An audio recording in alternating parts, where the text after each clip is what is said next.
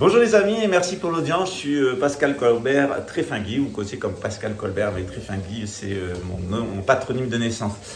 Merci à nouveau pour votre audience. Si vous voulez savoir beaucoup plus sur cette affaire, et notamment ce qu'est la psychotronique, eh bien cette affaire va vous l'apprendre. C'est très très rare qu'une affaire de psychotronique, c'est-à-dire de harcèlement criminel en réseau par le gang stalking, est dévoilée publiquement sur une chaîne de télévision. Je crois que c'est même la première fois au monde.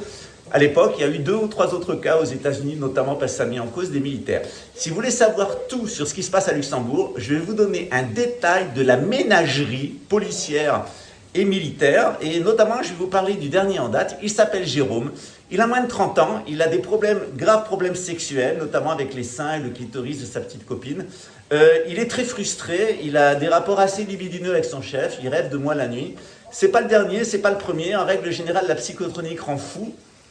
En général, et quand ils s'attaquent à moi, ils deviennent encore plus cinglés. Quelques-uns ont peut-être atteint l'éveil, je ne sais pas. Mais alors celui-là, c'est le dernier en date d'une très très longue ménagerie, une ménagerie d'animaux, de zoos et d'homites, que je vais vous décrire tout au long de ces vidéos. Donc on commencera par Jérôme, je vous donnerai dans le détail qui est Jérôme quand il est venu au Brésil, puisque le ministre des Armées de Luxembourg, qui était à l'époque ministre de la Sécurité intérieure, avait ordonné mon assassinat pour me faire taire, puisque le meurtrier de Camille Colbert est en prison en Pologne, il s'appelle Tomasz Gajdzinski.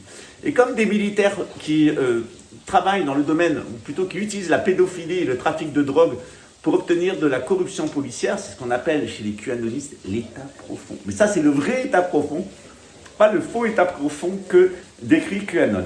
Eh bien, je vais vous faire une vidéo spéciale consacrée à Jérôme, ses activités au Brésil, dans les favelas, ses rapports sexuels avec des femmes, son amour du tir, les jeux vidéo, notamment Grande Mafia, toute sa petite vie misérable de personnes corrompues qui pensaient qu'il allait être assez fort pour que la mafia militaire et policière du Grand-Duché de Luxembourg soit à son service. Sauf qu'il s'est fait choper, notamment par les Brésiliens, qu'ici il a vendu son pays.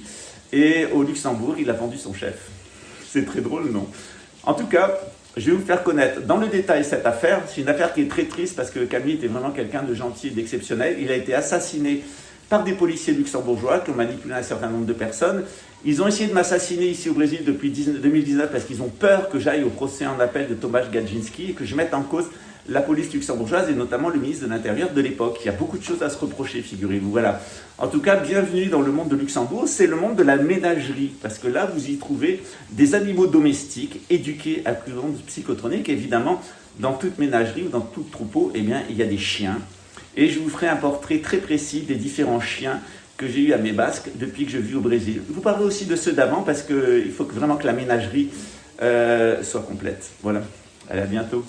Je vous assure que sur cette chaîne, après avoir beaucoup pleuré la mort de Camille, c'est une mort très triste qu'il ne faut pas oublier, vous allez vraiment rire parce que je vais vous faire un portrait haut en couleur de ce qu'est devenu le Grand-Duché de Luxembourg.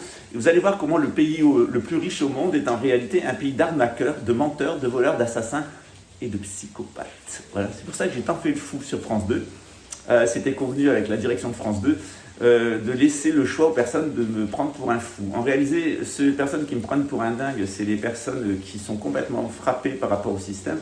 Et les personnes qui ont de l'empathie pour Camille et de l'empathie pour moi, c'est certainement les meilleures personnes que j'ai rencontrées parce que croyez-moi que cette affaire, elle m'a fait beaucoup souffrir, ma famille et moi. Elle a tué Camille. Et derrière ça, il y a un groupe de policiers qui sont impliqués dans le trafic de drogue, dans la pédophilie, dans la corruption politique. Je pense que maintenant, vous allez beaucoup moins rire. Ceux qui font des sarcasmes gratuits sur Internet sous des pseudonymes. Allez, à bientôt, sans rancune.